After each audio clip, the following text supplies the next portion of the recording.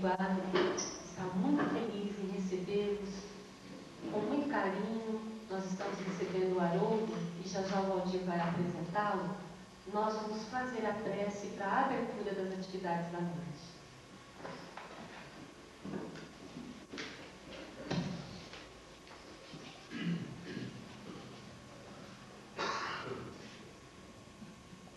Senhor Jesus, benfeitores maiores que tutelam a nossa existência aqui na Terra, com os corações elevados a Deus nosso Pai, queremos rogar para que a noite seja de muita sementeira de luz, que venha germinar em nossos corações, para que possamos nos aproximar cada vez mais de nosso Pai maior.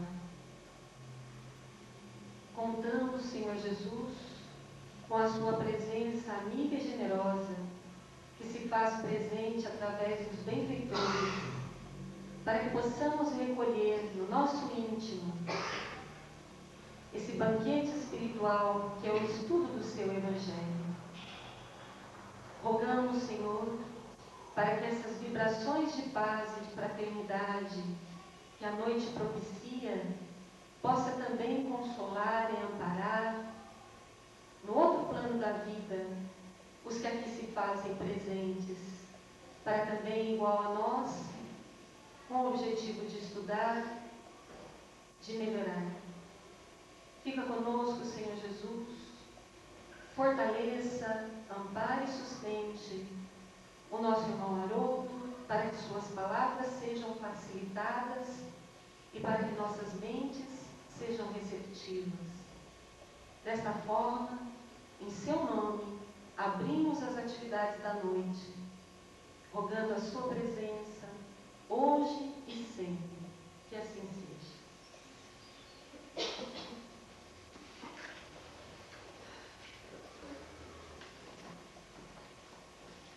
Nosso companheiro Haroldo Dutra Dias é juiz de Direito do Estado de Minas Gerais, membro da União Espírita Mineira, companheiro dedicado principalmente no campo da pesquisa. O que lhe facilita o entendimento maior é justamente ele dominar bem o hebraico, o aramaico, o grego, e o inglês, o francês. E esse trabalho de pesquisa que ele realiza tem trazido a todos nós um grande conforto a nível de esclarecimento da doutrina espírita, a nível de entendimento, de facilitar o entendimento de cada um de nós. Ele iniciou as suas atividades na sexta-feira em Oriflama. Ontem de manhã, na Associação Espírita Allan Kardec, São José do Rio Preto, concurso, um simpósio sobre Paulo e Estevão, o livro. E sobre este livro, ele está desenvolvendo um trabalho de pesquisa nessa obra, que vai ser editada pela Federação Espírita Brasileira até o final deste ano. Mas ele está trabalhando em todas as obras de Emmanuel, nos 5 romances de Emmanuel, e todos estão sendo pesquisados com uma equipe orientada e coordenada por ele, e todo esse trabalho de pesquisa será editado pela Federação Espírita Brasileira.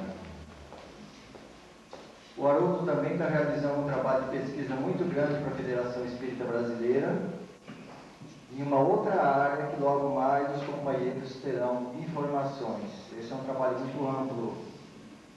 E o Haroldo, então, nesse trabalho de ontem, o Paulo Estevão, muitos companheiros perguntaram para nós, inclusive há pouco, sobre o DVD. Depois o pessoal procure na Associação Espírita Allan Kardec, porque o Haroldo não vende DVD. E a Federação Espírita Brasileira, que gravou lá quando ele fez esse mesmo simpósio, já vendeu mais de 38 mil cópias desse DVD. Então o pessoal tem que pedir para a Federação Espírita Brasileira. Ele faz o trabalho e não ganha absolutamente nada com isso. Ele passa esses direitos todos para a Federação. Então o Haroldo está conosco nesta noite, para nós é uma satisfação, como também é uma satisfação recebê-los a todos aqui com imenso carinho do pessoal do Grupo Espírita Recanto de Paz e Igual. Agora nós passamos para o Haroldo.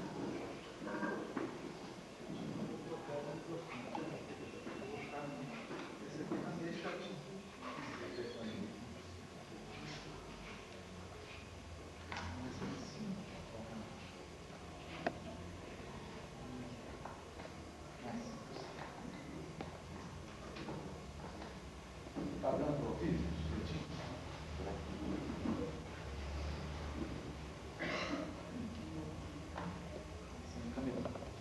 Agora dá para ouvir, né? Direitinho. Meus irmãos, minhas irmãs, estou muito feliz de estar aqui no grupo, revendo muitos amigos, né? Recebendo esse carinho enorme. Alguns devem estar cansados de me ouvir falar.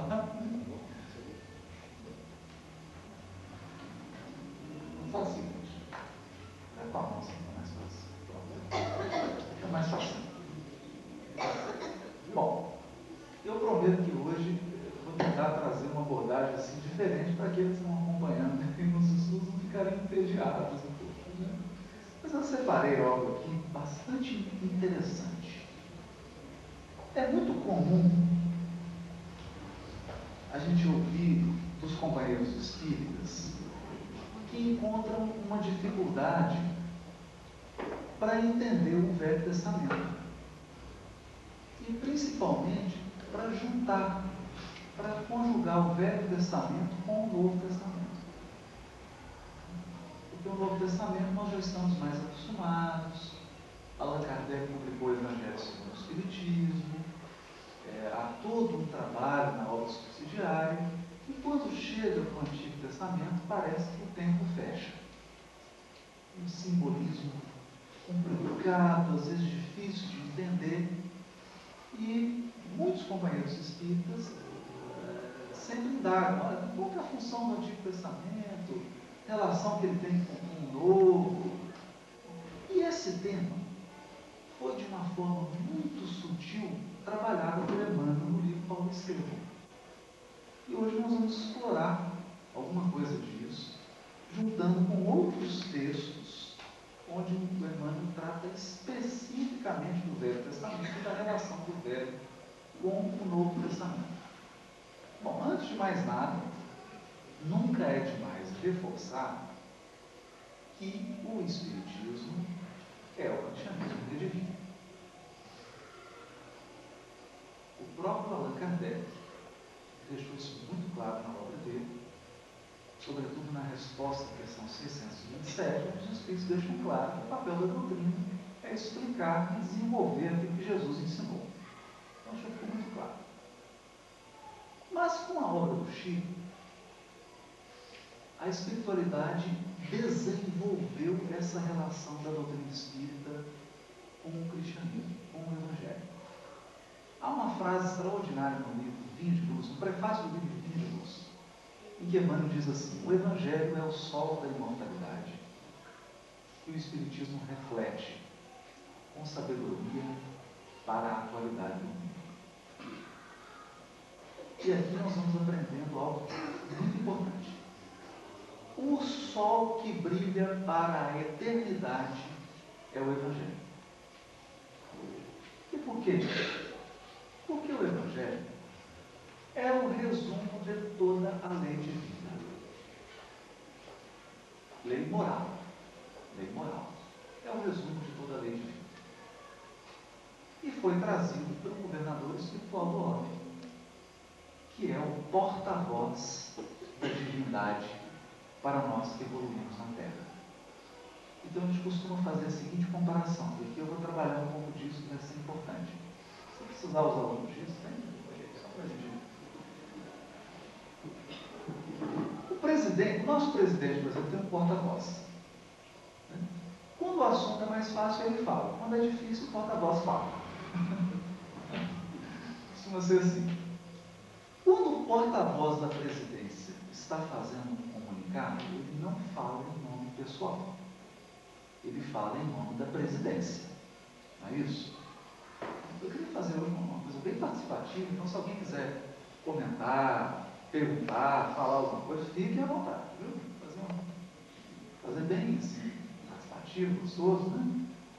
Então, o porta-voz fala em nome, ele representa alguém. Assim como um diplomata. O diplomata, quando sai em viagem oficial para um país, ele fala em nome daquele país, ele não expressa opiniões pessoais. Pois bem, Jesus é o porta-voz de Deus. Quando ele age ou fala, ele age e fala em nome do Criador. Para nós que estagiamos na Terra. Para nós que evoluímos na Terra. Para que a gente consiga entender a grandeza de Jesus, eu costumo fazer uma seguinte relação. Diz Emmanuel no livro A Caminho da Luz, que Jesus foi o responsável pela formação do homem. Diz Emmanuel assim: a bondade divina desloca a massa solar e entrega nas mãos do Cristo, e ele com seus auxiliares forma o planeta Terra. Segundo os dados da ciência, a Terra tem em torno de 4,5 a 5 bilhões de anos. É só a gente pensar o seguinte: há 4,5, vamos arredondar, há 5 bilhões de anos atrás, Jesus já era o Cristo.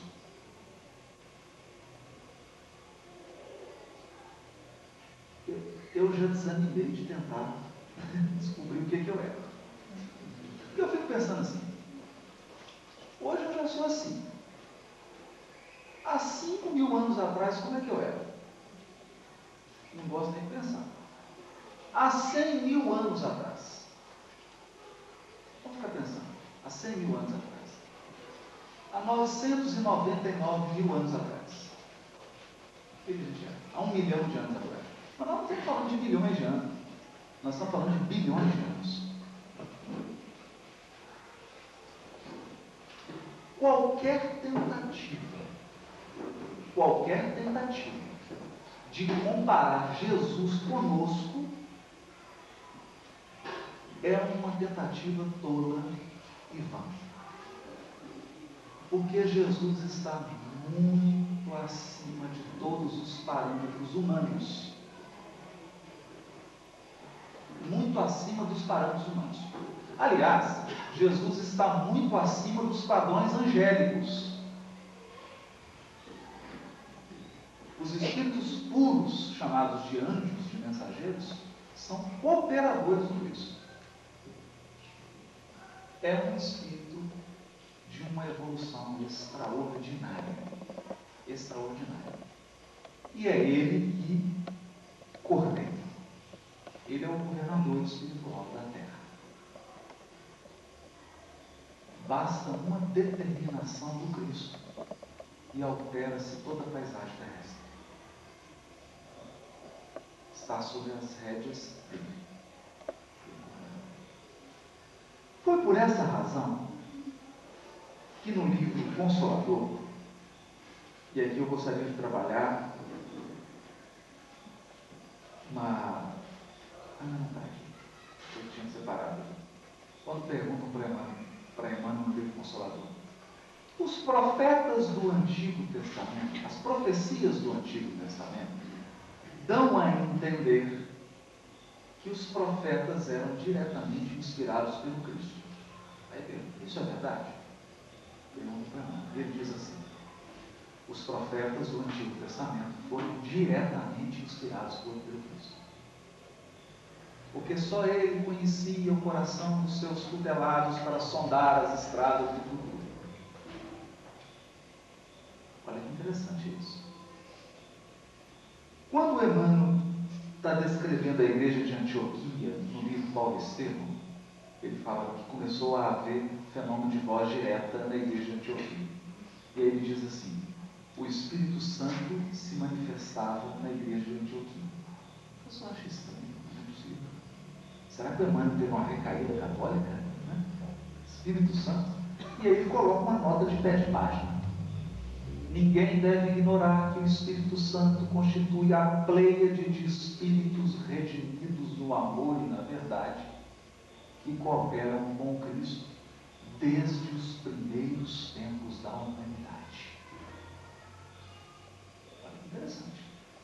Então, há Jesus, que é o Cristo, e há uma pleiade de espíritos puros, milhões de espíritos, que cooperam com Jesus desde que a Terra foi formada. E essa pleiade de espíritos é chamada de Espírito Santo.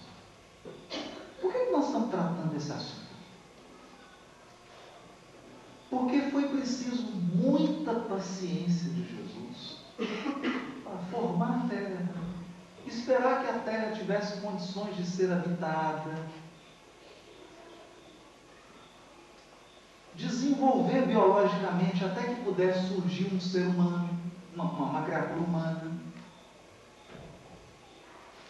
fazer um trabalho de evolução, de desenvolvimento da sociedade, até que a sociedade humana pudesse receber a primeira revelação da lei divina. Olha que trabalho. Por quê? A primeira revelação ocorreu há praticamente 3.200, 3.300 anos atrás. Foi ontem. Para ele que está trabalhando há 5 bilhões de anos, 3.200 anos é um segundo.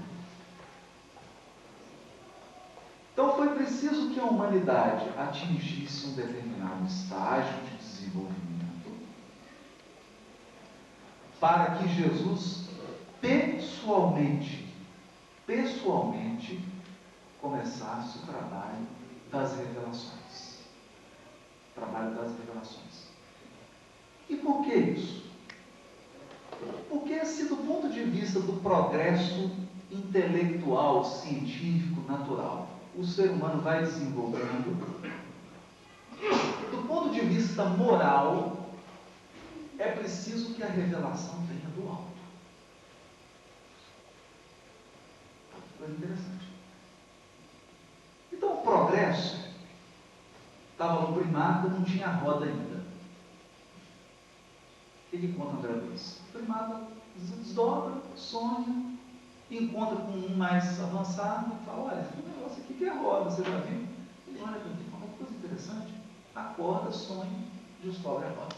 Tudo descobre, né? Descobre que já está pronto. E assim vai o progresso. Mas quando se trata de lei moral, das leis divinas, elas têm que ser reveladas.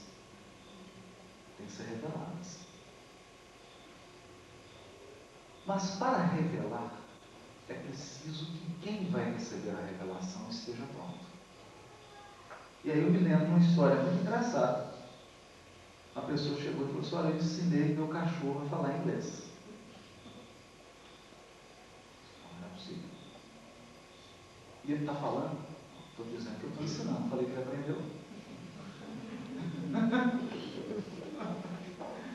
Isso é piada de mineiro, né?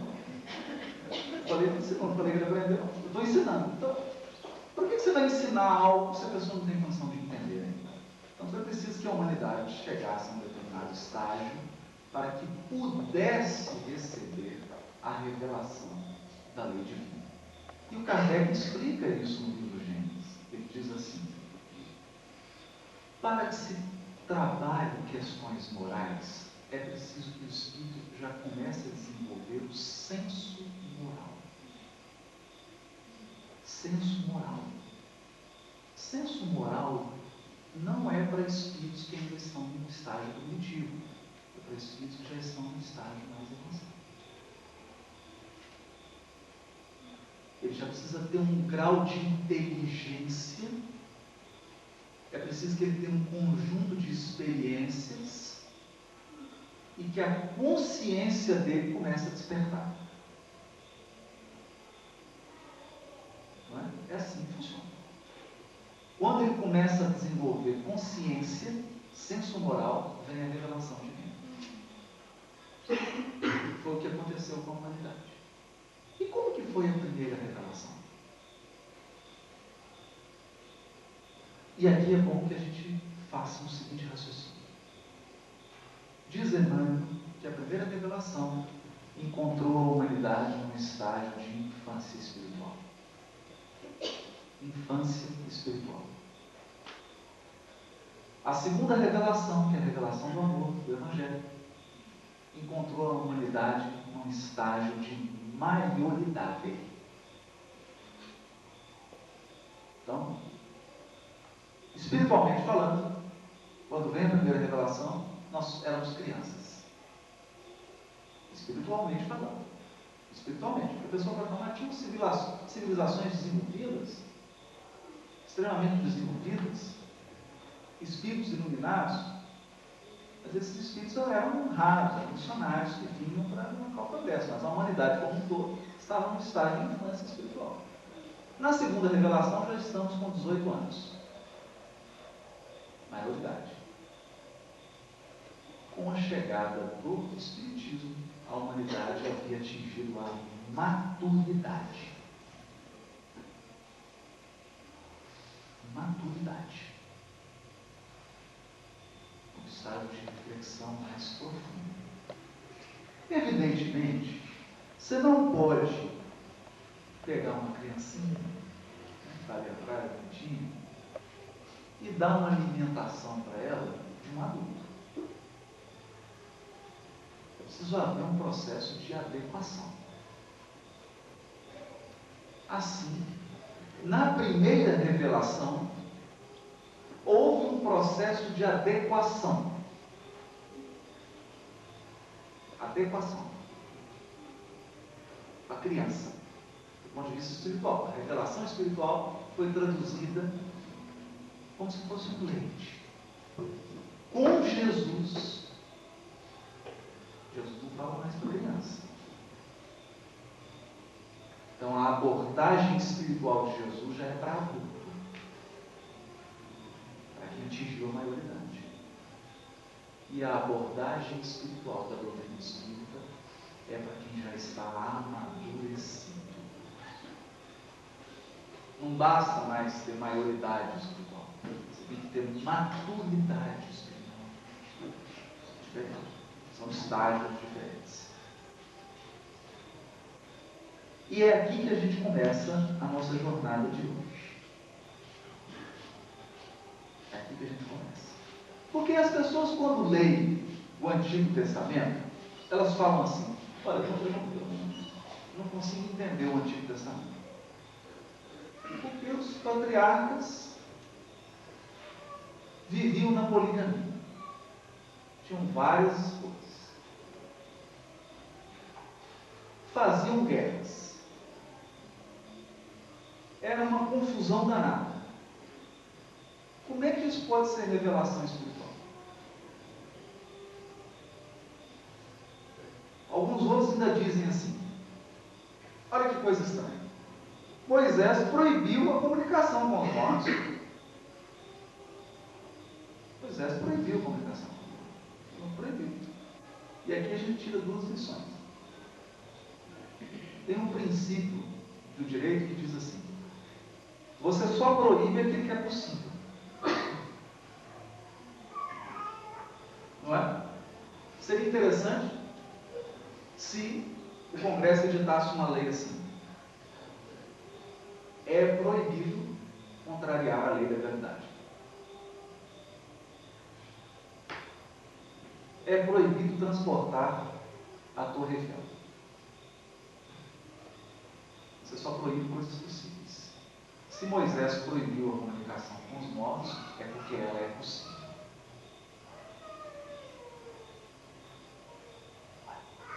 É possível comunicar. Por isso que ele proibiu. Mas tem um outro princípio do direito também, que diz assim: você só proíbe aquela conduta que está sendo praticada e que está sendo nociva. Por exemplo, a lei agora de bebida e volante. Porque se ninguém que está ao volante bebesse, todo mundo que dirigisse não bebesse, precisava proibir. Se está proibindo, é porque as pessoas bebem e dirigem. Então, se Moisés proibiu a comunicação com os mortos, é porque eles estavam comunicando com os mortos. E mais, essa comunicação estava sendo nociva. O que responde Emmanuel no livro Consolador? Ele diz assim: Moisés proibiu a comunicação com os mortos porque não era adequado um intercâmbio espiritual com crianças. A humanidade estava num estágio de infância espiritual. Infância espiritual. E você não é adequado manter-se um intercâmbio com a espiritualidade de crianças espirituais. Até hoje. E tem gente que parou. Então tem algumas crianças espirituais até hoje que ficam comunicando com a espiritualidade. A gente vê quanto que é nocivo. É preciso ter um grau de maturidade espiritual para entrar em intercâmbio com a espiritualidade. Por isso foi proibido. Com Jesus, diz Emmanuel que o intercâmbio foi aberto, o intercâmbio com a espiritualidade foi aberto de forma limitada. Limitada apenas ao círculo dos apóstolos e cooperadores diretos de Jesus, no Pentecoste. Para alguns, em função do trabalho que seria desenvolvido. E complementa Emmanuel: com o Espiritismo, abriu-se o intercâmbio para toda a humanidade. Então estendeu-se o círculo restrito dos cooperadores diretos para todos. Por quê? Porque já encontra a humanidade num estágio de maturidade. Então, basicamente nessa linha geral que nós vamos trabalhar. É preciso só fazer esse esclarecimento para a gente poder entrar no discurso de Estevão. Nós vamos examinar 2 discursos de Estevão no livro Paulo Estevão, em que Estevão vai resumir todo o Velho Testamento. E mais, o impacto de Estevão sobre Paulo foi tão grande, porque Jesus determinou que Estevão ficasse ao lado de Paulo durante 30 anos. 30 anos. E ele ainda fala mais no livro Paulo Estevão. Muitas vezes em suas cartas, Paulo diz que estava vendo Jesus, mas na realidade estava vendo Estevão. Não era o Cristo. É Estevão. E as linhas gerais do pensamento de Paulo foram dadas por Estevão. Então esse discurso é extraordinário, porque ele abre todas as cartas de Paulo. É como se fosse a chave interpretativa para que a gente entenda aquela complexidade das cartas de Paulo. É um tema bastante interessante. Mas antes eu queria fazer só uma parada para abastecimento. Alguém quer comentar alguma coisa, perguntar? Hoje eu queria fazer um vinho mais gostoso, de conversa. Alguém quer falar alguma coisa? Ou podemos prosseguir? Podemos prosseguir? Tem alguém que não entende está difícil de compreender? Podemos prosseguir, né? No livro, olha só que interessante isso aqui.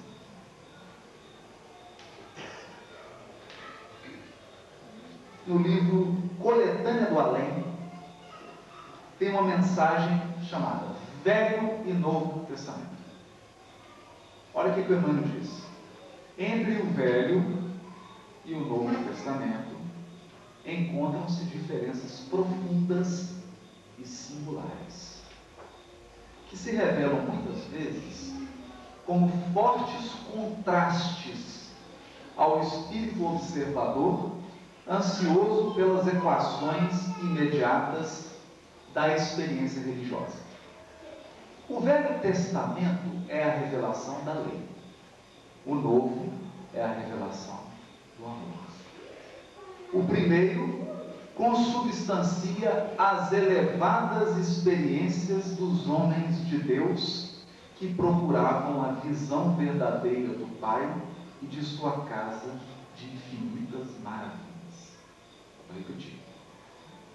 O primeiro consubstancia as elevadas experiências dos homens de Deus que procuravam a visão verdadeira do Pai e de sua casa de infinitas maravilhas. O segundo representa a mensagem de Deus a todos que os buscam no caminho do mundo. E aí ele explica. Com o primeiro, o homem bateu à porta da moradia paternal, perseguido pelas aflições que lhe flagelavam a alma, atribulada com os problemas torturantes da vida. Olha só, é uma busca espiritual afetiva. O Evangelho é a porta que se abriu para que os filhos amorosos fossem recebidos. No Velho Testamento, a estrada é longa e, vezes sem conta, as criaturas humanas desfaleceram entre os sofrimentos e as perplexidades. No Novo, é a estrela da manhã espiritual, resplandecendo de amor infinito no céu de uma nova compreensão. No primeiro é o esforço humano. O Evangelho é a resposta divina. Vamos tentar entender isso aqui. Velho Testamento é o ser humano em jornada na terra, sofrendo, passando por dificuldade, encontrando desafios e parando para refletir. O que é Deus? Como adorar a Deus? Como viver em paz com o semelhante? É uma busca. É uma busca. É o homem tentando, em busca de respostas. É a pergunta. É uma pergunta, e uma pergunta longa. Porque foram quase 1.500 anos de pergunta. 1.500 anos de pergunta. E numa hora eles estavam bem, na outra eles estavam exilados, numa hora eles eram livres, na outra hora eles estavam cativos, com a alma sempre buscando, sempre perguntando, sempre perguntando. É por isso que a gente vê no Antigo Testamento um misto de sombra e luz. Nós pegamos, por exemplo, uma criatura como Davi, o rei Davi, um homem extremamente religioso, que unificou o reino de Israel todo, fez um trabalho maravilhoso, mas que comete erros, às vezes, elementares. Por exemplo, tem um caso com a mulher do seu melhor soldado, que dá uma ordem indireta para matar esse soldado para ficar com a mulher dele. E pergunto, mas como é que uma pessoa, um homem que tem um trabalho espiritual, que tinha uma missão ali, que era um cooperador, que fez tanto, comete um erro assim tão crasso? É no Velho Testamento que nós encontramos um Elias, um profeta extraordinário que curava pessoas, curava cegos, uma capacidade enorme de renovação, e no entanto manda assassinar centenas de sacerdotes à beira do Jordão. É essa busca. O Velho Testamento é a experiência humana. É o homem buscando. Então eu diria assim, olha só, todas as experiências que um ser encarnado pode passar estão descritas no Velho Testamento. Todas. Experiências boas e amargas. Tudo. Tudo. que a gente imaginar que é possível fazer aqui na Terra, está descrito no Velho Testamento. Está orientado lá. Então ali é um trabalho de tentativa e erro. É bom a gente enxergar o Velho Testamento como uma criança quando está aprendendo a andar e a falar. A criança quando está aprendendo a andar, ela dá 2 passinhos, cai. Fica de pé, toma. Começa a falar uma palavra, a outra ela fala errado. Você sente que ela está balbuciando, que a fala dela não é uma fala clara. A criança tem uma vaga ideia, mas não tem aquela visão ainda clara das coisas. Isso é o Velho Testamento. Esse é o trabalho do Velho Testamento. E por isso nós não podemos desprezá-lo. Porque há narrativas extraordinárias no Velho Testamento. Por exemplo, uma pessoa que está passando por um processo de depressão. Você tem toda uma história de depressão narrada no livro de Jó e no livro de Lamentações de Jeremias. É o livro que fala da depressão. Fala das experiências, por exemplo, de injustiça. É só observar os reis, a advertência que os profetas fazem para eles. Questões econômicas, exploração, altos impostos, problemas de desigualdade social, estão todos retratados no Velho Testamento. Todas essas experiências foram vividas. E a espiritualidade, Jesus diretamente orientando, sempre mandando um recado. Por exemplo, quando Davi fica com a mulher de Urias, Betseba, e manda Urias para frente da batalha e ele morre, surge um profeta chamado Natan. Eu nunca vi o profeta Natan. Chega o profeta Natan, Davi, preciso conversar com você. Pois não, queria fazer uma consulta, Davi. O que você acha de um homem que tem 100 ovelhas, que mora ao lado de um homem que tem uma ovelha só? E ele vai lá e rouba a ovelha desse homem e mata esse homem. Davi falou: mas quem que é esse criminoso? Ele merece morrer. Ele fala: é você, Davi. Você tem todas as mulheres que você puder. Mas você foi tomar exatamente a mulher de Urias e ainda o matou. Esse homem é você. O rei Acabe, por exemplo, começa a fazer uma tortura. Começa a cobrar altos impostos, a população vai ficando pobre, as pessoas vão morrendo de fome. Ele começa a adorar vários deuses. Uma confusão. Veio o profeta Elias. Fala: você não pode fazer isso. Você não pode explorar as pessoas. Você precisa ser um governador justo. É a experiência de Cristo. Tentativas e erros. Tentativas e erros. Mas não é assim que se aprende. Não é assim que se aprende. E nesse processo de tentativa e erro que está descrito no Antigo Testamento, porque aqui está descrita todas essas experiências, estão descritas, e além delas, está descrito também o trabalho da providência divina para orientar depois que a criatura erra, como que a providência divina reergue aquela criatura que caiu. Tudo é descrito aqui. Chegou um momento em que eles haviam atingido um estágio de saturação.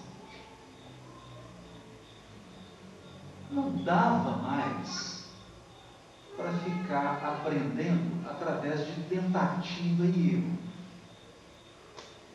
Não dava mais. Porque é muito sofrimento nesse processo de evolução. Você erra, vem e resgata para aprender. Aí erra de novo. Então é um processo doloroso.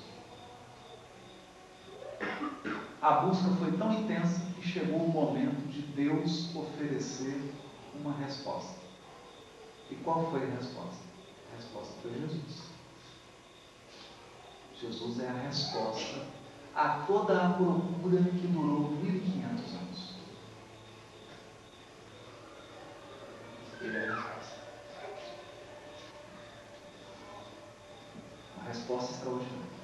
Para todas as questões. Todas elas. Toda vez que Jesus agia, ou toda vez que Jesus falava, ou toda vez que ele age, toda vez que ele fala, ele está respondendo a uma pergunta do Velho Testamento. Por isso que é importante juntar o Novo com o Velho Testamento.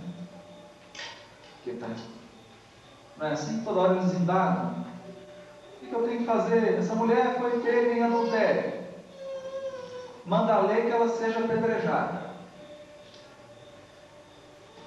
E vós, que dizeis?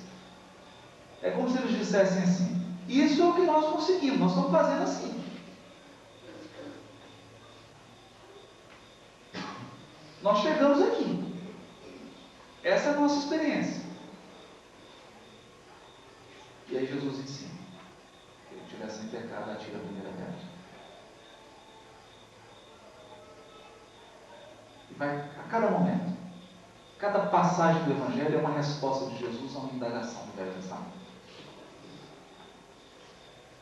E é nesse sentido que ele precisa ser lido. Porque aí as coisas começam a fazer sentido.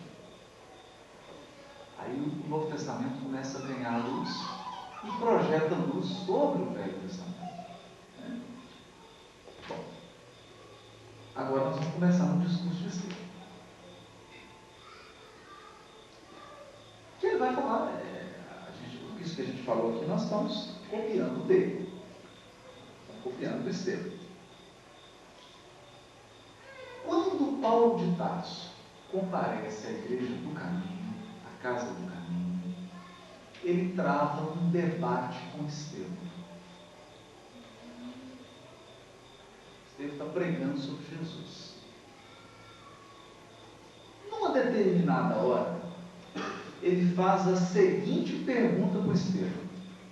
Ele diz assim: aonde iremos com semelhantes excessos de interpretação em torno de um mistificador vulgar que o Sinédrio puniu com a flagelação e a morte? Falando de Jesus.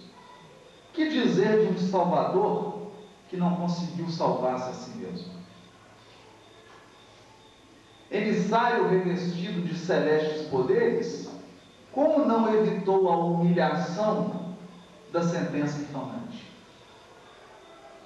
O Deus dos exércitos, que sequestrou a nação privilegiada ao cativeiro, que a guiou através do deserto, abrindo-lhe a passagem do mar, que lhe saciou a fome com o maná divino, e por amor transformou a rocha impassível em fonte de água viva, não teria meios outros de assinalar o seu enviado, senão com uma cruz de martírio entre malfeitores comuns?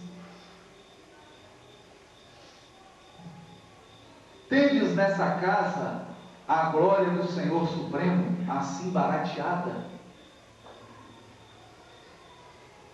Todos os doutores do templo conhecem a história do impostor que celebrizais com a simplicidade da vossa ignorância. Não vacilais em rebaixar nossos próprios valores, apresentando um Messias dilacerado e sangrento sobre os apupos do povo. Lançais vergonha sobre Israel e desejais fundar um novo reino? Seria justo dar-se a conhecer inteiramente a nós outros o móvel das vossas fábulas piedosas?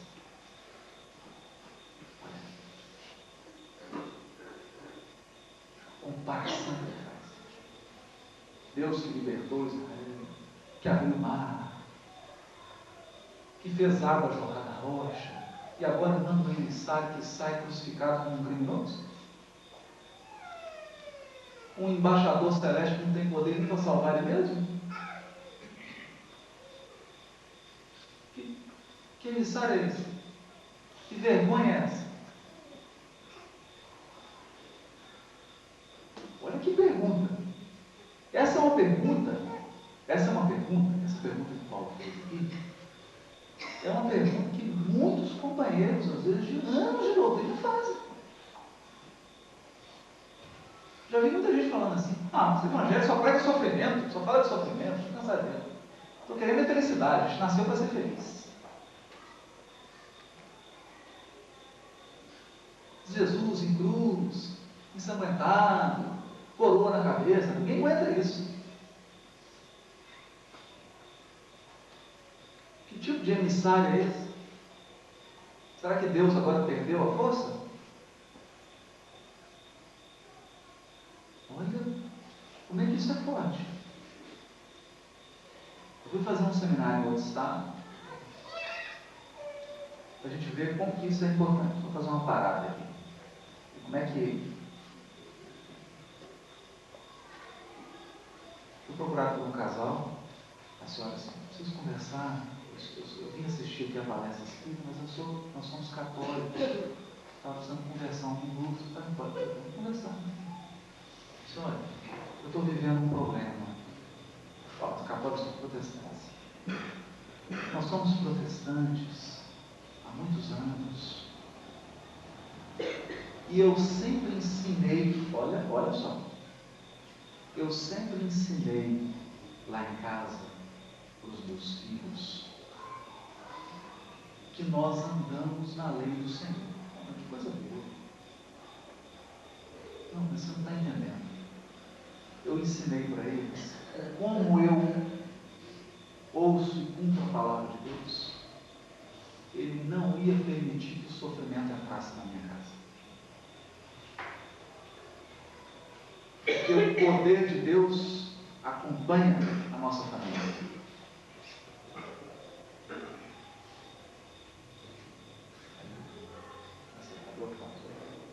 Mas agora,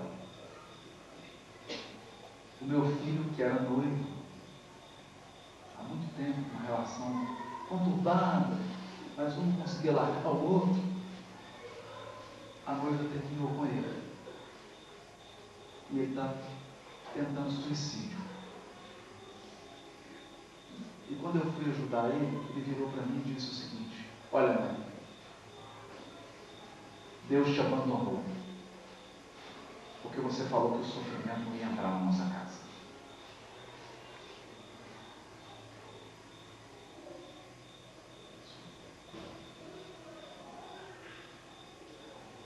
Na hora que eu ouvi isso, eu estou tomando um choque tão grande. E agora, para onde que eu vou? Vou falar o que para ela? E lembrei da resposta de Estevão. E a sorte é que eu estava com o Paulo Estevão na mão. Lembrei da resposta de Estevão. Nós vamos ver aqui agora. Chegando a Belo Horizonte, eu contei isso para um pastor evangélico, que é meu amigo, muito amigo. Ele falou assim: olha, eu vivi uma experiência semelhante. Uma senhora me procurou e falou assim: pastor, Deus abandonou minha casa. Ele voltou as costas para mim. Mas por quê? Eu estou com a perna quebrada. Mas qual o problema? Cai, eu não quero. Não, está dito na Bíblia: nenhum dos ossos será quebrado.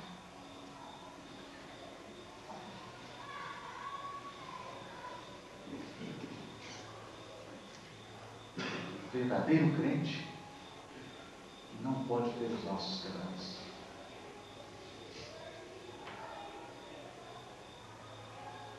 E aí tem que explicar. São simbolismo. Não vamos explicar. A questão é o seguinte: na época de Jesus,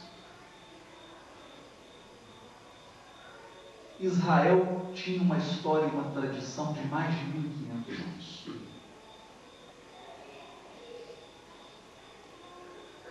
e até aquele ponto da evolução espiritual, eles interpretavam bênção divina com sucesso material. Sucesso material. Proteção contra sofrimento. Ou, numa palavra, prosperidade. Siga a lei de Deus e Deus vai te abençoar. Ele te abençoar significa que você não vai sofrer.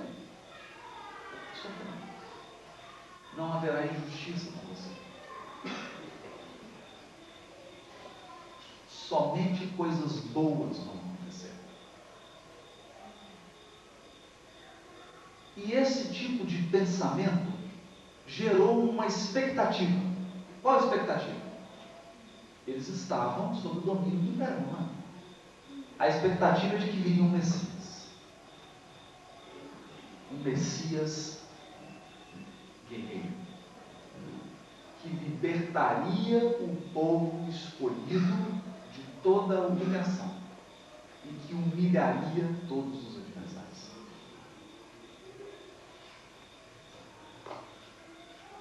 Essa era a expectativa de Judas. Esse foi o problema de Judas. O problema dele foi esse. Ele acompanhou Jesus sobre essa área. De duas, uma. Ou ele não é o Messias, ou ele está meio devagar. Vou ter que dar uma apressada nas coisas. Vou criar uma situação aqui para ele poder usar os poderes dele e começar logo essa revolução.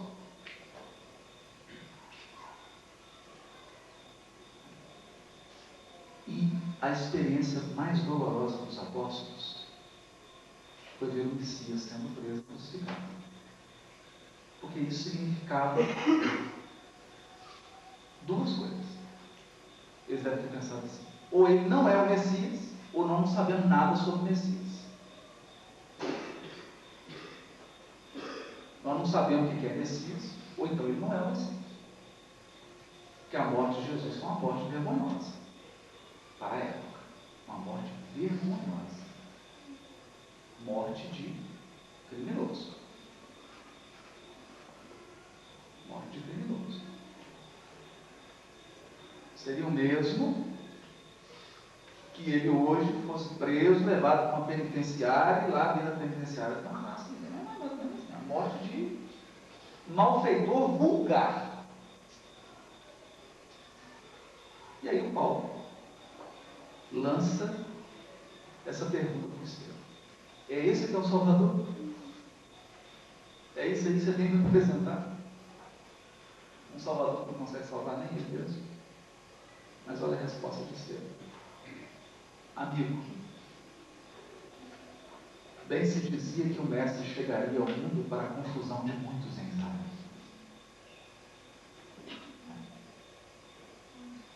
Chegaria ao mundo para a confusão de muitos. Ninguém entendeu? Toda a história edificante do nosso povo é um documento da revelação de Deus. Agora eu vou ler cada frase e vou fazer um comentário. Ok? Se alguém quiser perguntar alguma coisa ou acrescentar. Toda a história edificante do nosso povo é um documento da revelação de Deus. O que ele está querendo dizer? Tudo que você está lendo no Velho Testamento aqui é parte da revelação de Deus. Como assim? No entanto, não vedes nos efeitos maravilhosos com que a providência divina guiou as tribos hebreias no passado a manifestação do carinho extremo de um pai desejoso de construir o futuro espiritual de crianças queridas do seu coração? Olha o que ele está dizendo. Todas essas glórias que você está narrando aí são o quê? São carinho extremo de um pai desejoso de construir o futuro espiritual de crianças queridas do seu coração.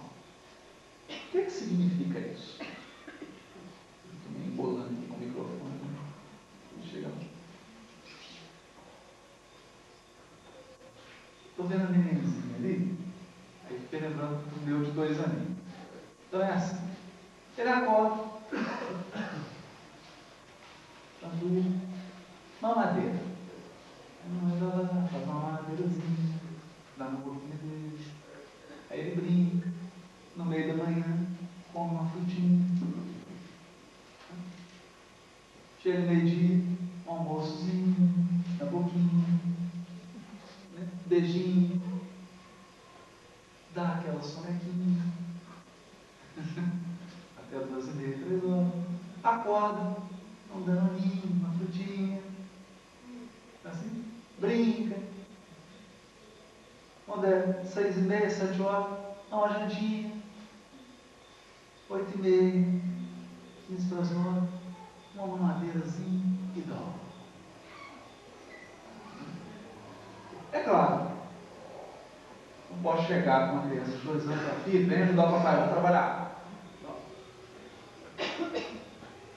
Depois você toma sua mamadeira. Vem ajudar a mamãe a limpar a casa. É assim que a gente faz? Não pode ser. Então, o cuidado e o carinho que você demonstra com uma criança é um. Vamos prosseguir. Porque Velho Testamento nós estamos falando de infância espiritual, vocês lembram? Nós estamos falando de infância espiritual. Então, a espiritualidade superior tratava o povo hebreu como crianças espirituais. Carinho, mamadeirinha, frutinha, danoninho, sonequinha no almoço. Por que isso? Porque a criança precisa se fortalecer, ela precisa crescer. Ela está em fase de crescimento. Nós também, só pelos lados agora. Com o correr do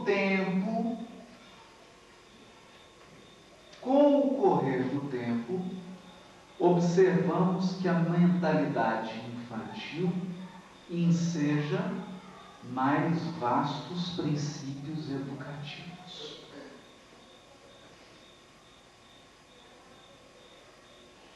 A educação vai precisando se transformar à medida que a criança vai crescendo.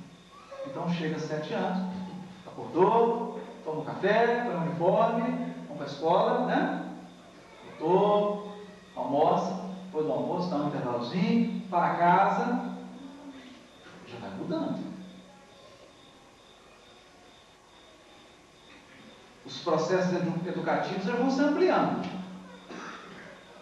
E aí prossegue. O que ontem era carinho é hoje energia oriunda das grandes expressões amorosas da alma. Energias oriundas das grandes expressões amorosas da alma. Enquanto você fala para o seu filho assim: não, agora você vai parar de brincar para fazer o para casa. Isso é o quê? Energias do amor.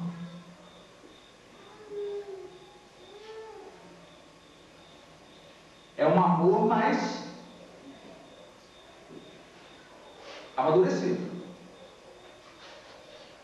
Vamos prosseguir.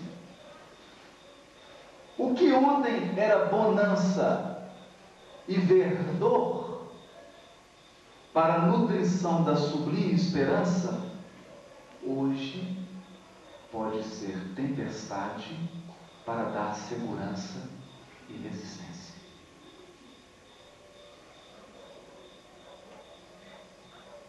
O que ele está querendo dizer para Paulo? Então, ontem era mar vermelho abrindo, água jorrando da pedra, maná caindo do céu. Agora é cruz. É tempestade.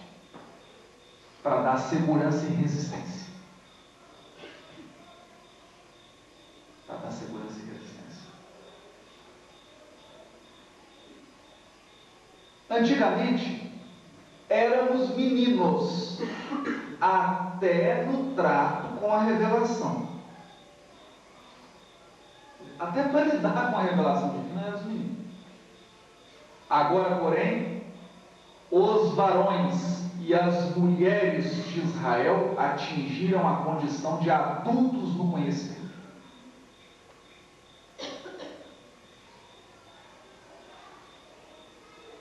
O Filho de Deus trouxe a luz da verdade aos homens, ensinando-lhes a misteriosa beleza da vida com o seu engrandecimento pela renúncia.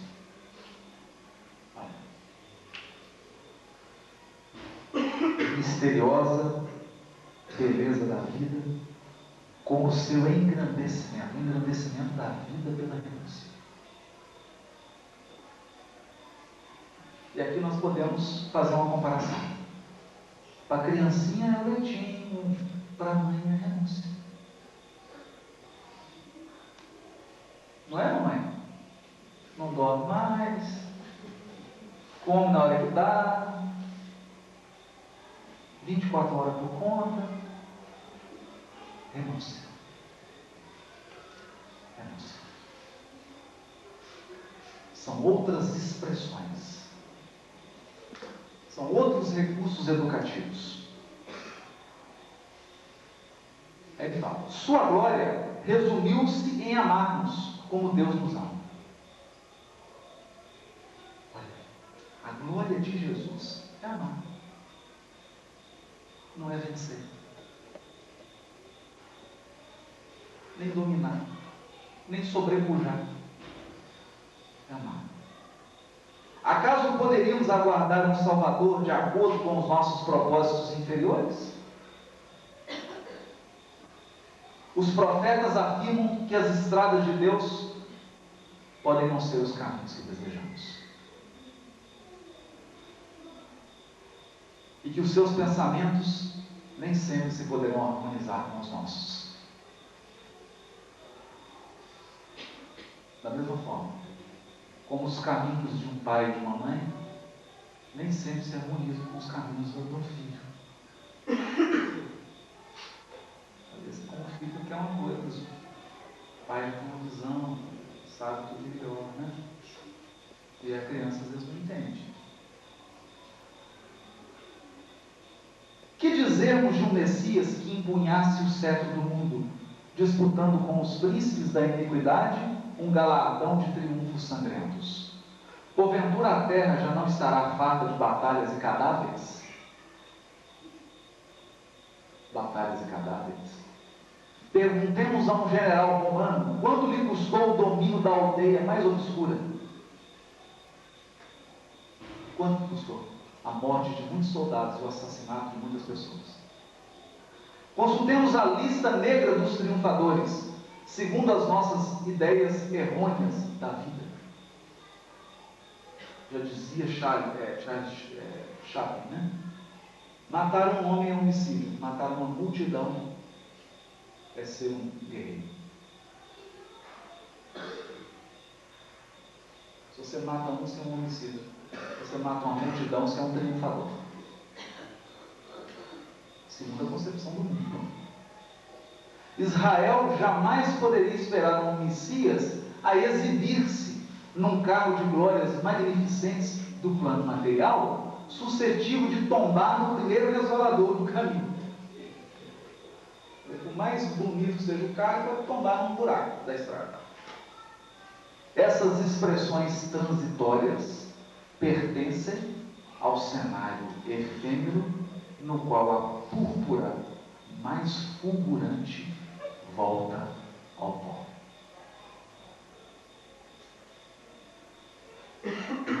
Volta ao pó.